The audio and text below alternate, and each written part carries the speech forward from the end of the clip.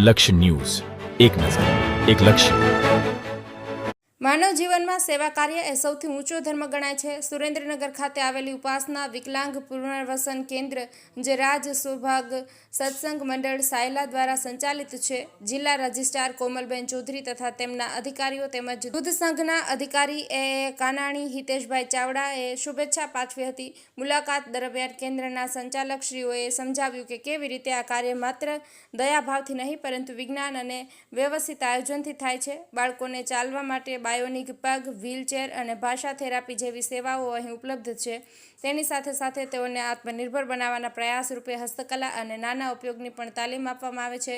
મુલાકાત પછી જિલ્લા રજિસ્ટ્રાર કોમલબેન ચૌધરી મેડમ દ્વારા જણાવ્યું હતું કે આપણે પણ આપણું થતું સહયોગ આપીને આવી પ્રવૃત્તિઓનો હિસાબ બનાવવો જોઈએ.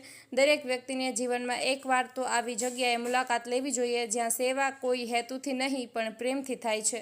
બ્રિજેશ ત્રિવેદી, સુરેન્દ્રનગર.